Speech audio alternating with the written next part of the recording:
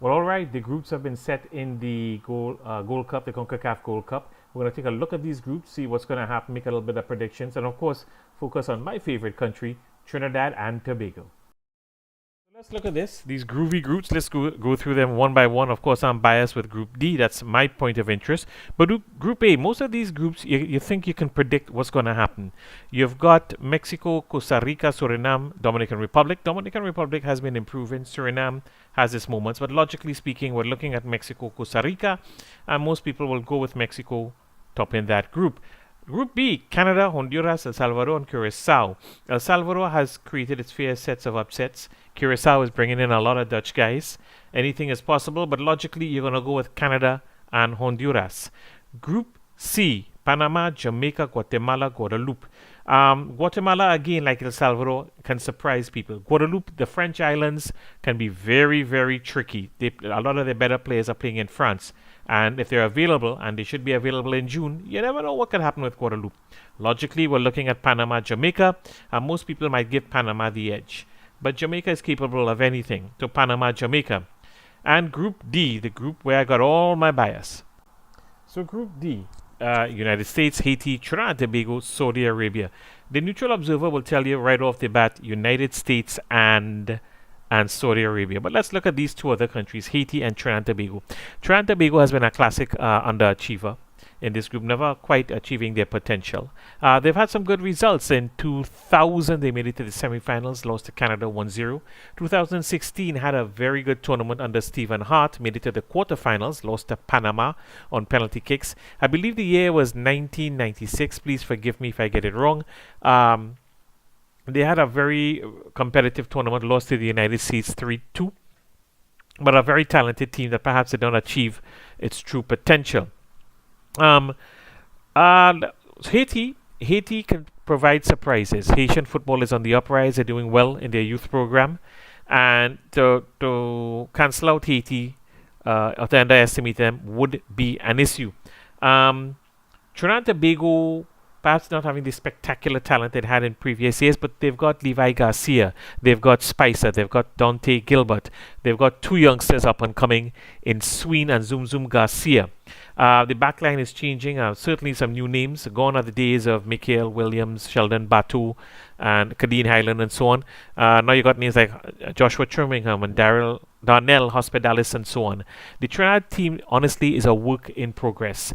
What they're doing is playing some good, strong football, waiting for the opportunities and grinding out a result. There's no doubt that Dwight York needs to sort of beef up his midfield and, of course, his forward line.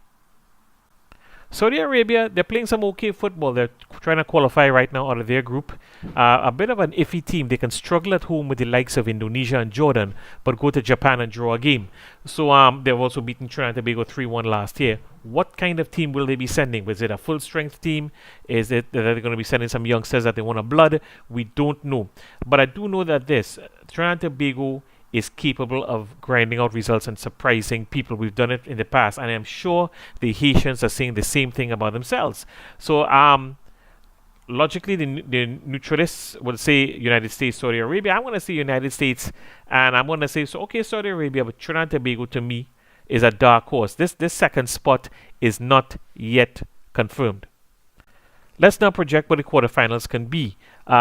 First in Group A will meet number 2 in Group D, so that could probably be anybody. I hope it's Trinidad and Tobago. It could be Saudi Arabia. Group D, number 1 team, probably United States, is going to meet the number 2 team, which is probably going to be Costa Rica. This is not written in stone. Surprises do take place, but logically speaking, the quarters should see Mexico against the number 2 team in D, and United States in D versus Costa Rica. And then you got Group B and C. Well, I would say the Canadians would be favored to go up against either Jamaica or Panama, and then Jamaica or Panama going up against the number 2 in B, which should be, logically speaking, Honduras. So that's what it looks like, and of course, football has nothing to do with logic, does it? So there you have it. There's a lot of action this year for Trinidad and Tobago football. We go from the Unity Cup in May to the World Cup qualifiers to the Gold Cup. I'm sure Dwight York is looking at some players, and to be quite frank with you, we need to beef up.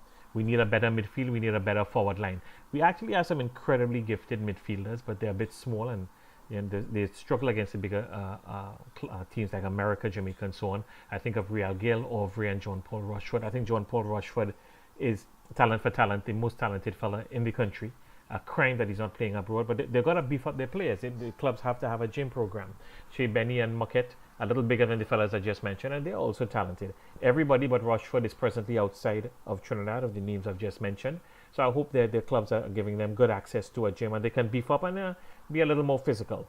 It's sad to have that kind of talent. You need it and not be able to use it because of a lack of size. Having said that, we've got two youngsters for Samoa Jablute, Sween and Zoom Zoom Garcia, both playing very well, handling themselves in the PFL.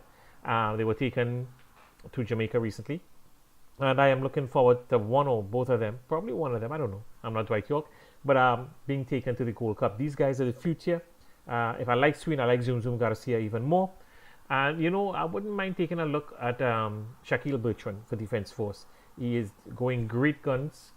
31 years old, but he's handling his business, and we need that kind of player, up front, physical, and who can bamboozle the defense. Sometimes guys are physical, but they don't really get much done.